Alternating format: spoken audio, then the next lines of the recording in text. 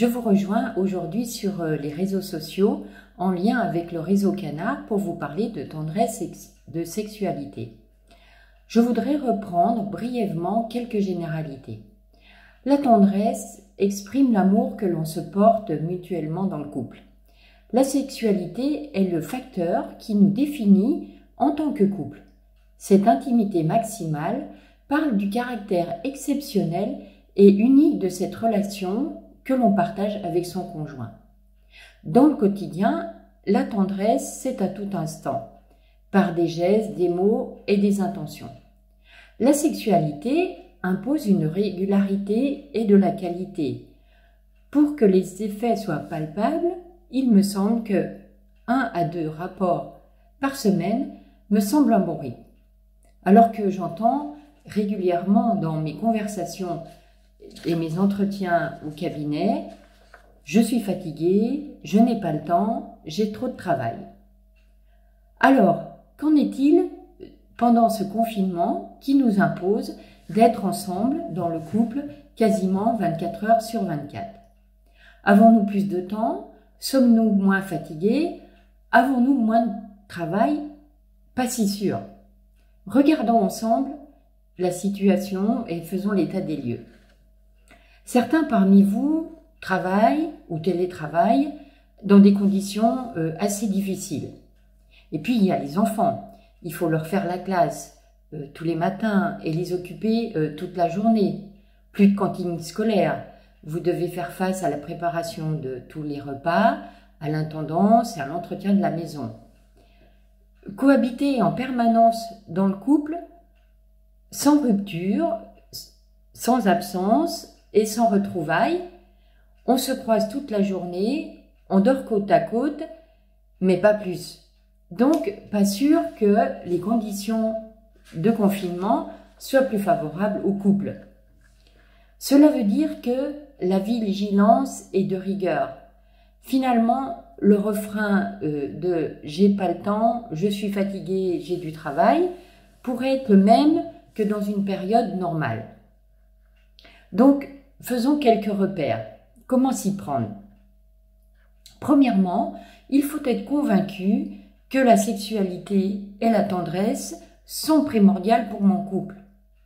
J'en fais une priorité. Parce que si j'attends d'être dans les conditions idéales pour être tendre et actif, proposant dans la sexualité, ça, je crois que ça arrive pas très souvent et c'est plutôt rare. Donc, dès aujourd'hui, dans la journée, je ne loupe aucune occasion pour être tendre avec son conjoint. Je le prends dans mes bras, je l'embrasse, je le câline, je lui propose un café et surtout, je lui demande aussi comment va-t-il ou comment va-t-elle, bien sûr. On est toujours en déficit de tendresse dans le couple, donc allez-y. Plus on en donne, plus on a envie d'en donner et plus c'est facile d'en recevoir. Quant à la sexualité, profitez de toutes ces soirées qui se sont libérées, des réunions d'école, de travail, d'associations, de mouvements, de paroisses qui nous faisaient dire, parfois, certaines semaines, on n'a eu aucune soirée de disponible. Donc profitez, là vous êtes ensemble tous les soirs. Concrètement, la soirée approche, les enfants sont au lit, ils dorment. Je laisse tout de côté, mon portable, mon téléphone, ma tablette, la télévision, qui bien sûr n'est pas dans la chambre, et on se retire assez tôt dans ce lieu d'intimité où on va pouvoir vivre ensemble quelque chose. Pourquoi assez tôt? Parce qu'il faut avoir de l'énergie pour aller dans la sexualité. Si on y va trop tard, évidemment, au bout de 5 minutes, on s'endort épuisé. Ne vous posez pas trop de questions. Est-ce que j'ai envie? Est-ce que j'ai pas envie? La question du désir peut être un piège. Dites-vous tout simplement, on va passer un bon moment et ça va être super, on aura du plaisir ensemble. Un orgasme, c'est à voir. Alors, prenez le temps, puisque on a un peu plus de temps, innovez, créez une ambiance. Musique, bougies, lumière tamisée, Inventez toutes sortes de choses qui pourra faire que la chambre à coucher devient vraiment un lieu paisible. Développez vos 5 sens.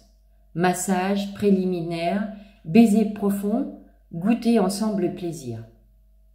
Les effets de ces moments sont garantis. Douceur, complicité, vitalité s'ensuivent. Donc, usez et abusez de ces moments pour ne pas faire mentir ceux qui prétendent qu'après le confinement, plus rien ne sera comme avant. Alors, prenez soin de votre couple.